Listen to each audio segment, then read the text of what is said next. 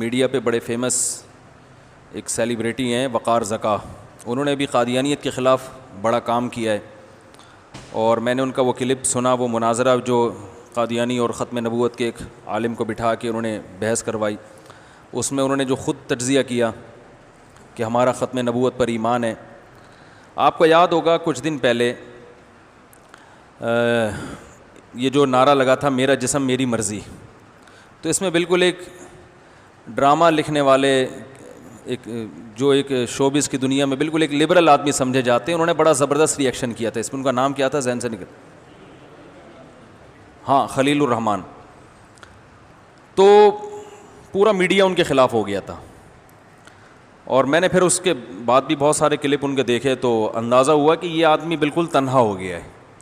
تو ایسے موقع پہ ہم سب کی ذمہ داری بنتی ہے کہ ایسے کسی بھی محنت کو ہم اپریشیٹ کریں, ایسے بندے کو ہم کی حوصلہ افزائی کریں کہ بھئی ویل ڈن.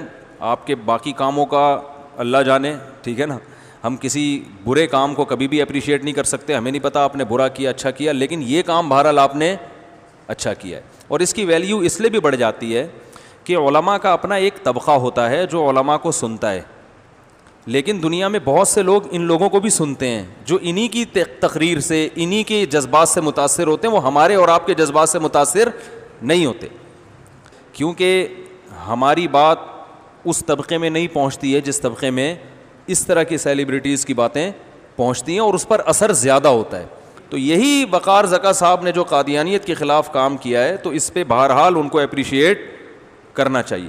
قادیانیت اس ری ایکشن سے جو ان کو نقصان ہوا ہے یا تو تکلیف ہوئی ہے, وہ باقی ری ایکشن سارے ایک طرف رہ گئے. تو لبرل طبقے میں اور اس طرح کی سیلیبریٹیز میں اس طرح کی بات کا آ جانا یہ ایک بہت اچھی بات ہے. اس میں بلا وجہ کیڑے نکالنا, اب ہے اس کا تو یہ مقصد, اب ہے اس کا تو کوئی اچھا کام کرے تو بھائی اچھا کہہ دیا کرو, کیا جا رہا ہے, گورنمنٹ کی طرف سے کوئی ٹیکس لگتا ہے اس پہ. تو میں یہ پیغام دینا چاہتا ہوں کہ جیسے انہوں نے ری ایکٹ کیا ہے, اور اس ری ایکشن کی وجہ سے فیس بک کی ان کی مونیٹائزیشن بند ہو گئی ہے, سمجھ رہے ہیں, اتنا زیادہ احتجاج ہوا ہے اس پر کہ وہ فیس بک کی مونیٹائزیشن بند ہو گئی ہے. تو باقی جو ہماری جو سیلیبریٹیز ہیں جو میڈیا پہ آتے ہیں وہ بھی الحمدللہ مسلمان ہیں, تو ان کو بھی چاہیے کہ اس معاملے میں وقار زکا کا ساتھ دیں. وہ لوگ ساتھ نہیں دیتے تو اپنے طور پر ایک کوئی ویڈیو ریکارڈ کروا لیں کہ بھائی ہم اس مسئلے میں ہم جیسے بھی ہیں بہرحال کلمہ گو مسلمان ہیں, ہم ختم نبوت پر ایمان رکھتے ہیں, رسول اللہ صلی اللہ علیہ وسلم کو آخری نبی سمجھتے ہیں. دیکھو حدیث میں آتا ہے کہ جس کے دل میں رائی کے دانے کے برابر بھی ایمان ہوا, بالآخر اللہ اسے جہنم کی آگ سے نکالیں گے. آپ صلی اللہ علیہ وسلم نے فرمایا کہ جب سفارش شروع ہوگی نا, نبی صلی اللہ علیہ وسلم شفاعت کریں گے, یار اے اللہ فلاں فلاں لوگ میری امت کے گناہوں کے سبب جہنم کی آگ میں ہیں, لیکن وہ میرا کلمہ پڑھتے تھے, ان کی یہ نیکیاں ہیں. تو نبی صلی اللہ علیہ وسلم شفاعت کریں گے, کرتے کرتے بہت بڑا طبقہ حدیث میں آتا ہے کہ وہ جہنم سے نکل جائے گا.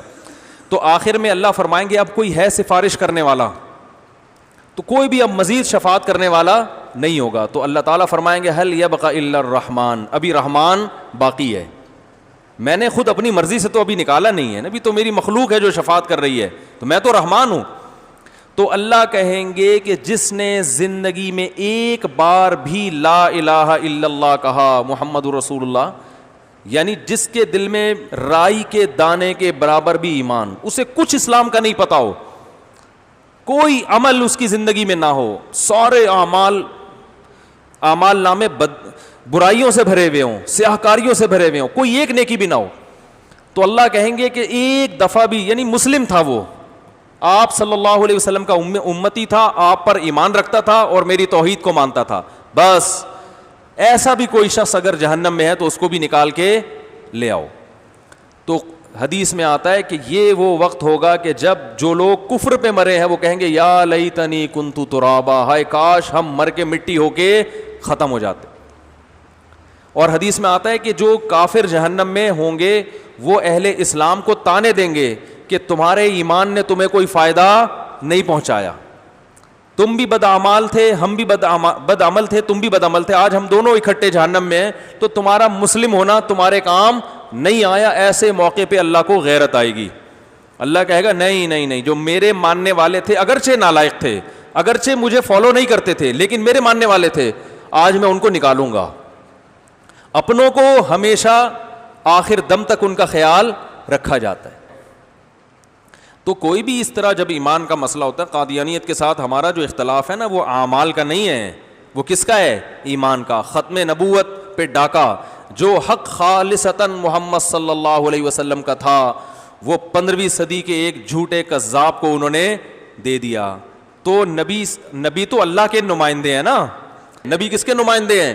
کسی ملک کے سفیر کی توہین کرو تو یہ اس سفیر کی نہیں بلکہ اس ملک کی توہین سمجھی جاتی ہے. جتنا بڑا ملک ہوگا اس کے سفیر کو اتنا ہی پروٹوکول دیا جاتا ہے.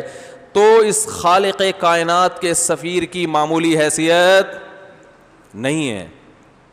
اور سب سے بڑی توہین کسی کی یہ ہے کہ اس کی سفارت میں آپ کسی دوسرے کو اس کے ساتھ شریک کر دیں. یہ چھوٹی توہین تھوڑی ہے, بہت بڑی توہین ہے یہ.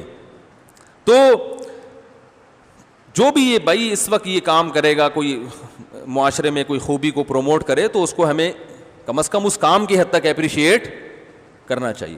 تو اس لیے جو دوسرے ہمارے جو بھی شوبز کی دنیا سے وابستہ لوگ ہیں ان کو بھی چاہیے کہ بھائی وہ بھی ساتھ دیں کہ بہت اچھا کام کیا, اور ہم بھی اس میں ان کے بولتے کیوں نہیں بھائی, ہم بھی ساتھ ہیں اس میں.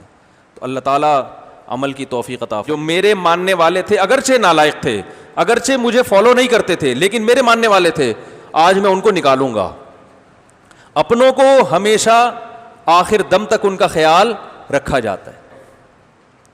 تو کوئی بھی اس طرح جب ایمان کا مسئلہ ہوتا ہے, قادیانیت کے ساتھ ہمارا جو اختلاف ہے نا وہ اعمال کا نہیں ہے, وہ کس کا ہے؟ ایمان کا. ختم نبوت پہ ڈاکہ جو حق خالصتاً محمد صلی اللہ علیہ وسلم کا تھا, وہ 15ویں صدی کے ایک جھوٹے کذاب کو انہوں نے دے دیا. تو نبی تو اللہ کے نمائندے ہیں نا. نبی کس کے نمائندے ہیں؟ کسی ملک کے سفیر کی توہین کرو تو یہ اس سفیر کی نہیں بلکہ اس ملک کی توہین سمجھی جاتی ہے. جتنا بڑا ملک ہوگا اس کے سفیر کو اتنا ہی پروٹوکول دیا جاتا ہے. تو اس خالق کائنات کے سفیر کی معمولی حیثیت نہیں ہے. اور سب سے بڑی توہین کسی کی یہ ہے کہ اس کی سفارت میں آپ کسی دوسرے کو اس کے ساتھ شریک کر دیں. یہ چھوٹی توہین تھوڑی ہے, بہت بڑی توہین ہے یہ. تو جو بھی یہ بھائی اس وقت یہ کام کرے گا, کوئی معاشرے میں کوئی خوبی کو پروموٹ کرے, تو اس کو ہمیں کم از کم اس کام کی حد تک اپریشیٹ کرنا چاہیے. تو اس لیے جو دوسرے ہمارے جو بھی شوبز کی دنیا سے وابستہ لوگ ہیں ان کو بھی چاہیے کہ بھائی وہ بھی ساتھ دیں کہ بہت اچھا کام کیا, اور ہم بھی اس میں ان کے بولتے کیوں نہیں بھائی, ہم بھی ساتھ ہیں اس میں. تو اللہ تعالیٰ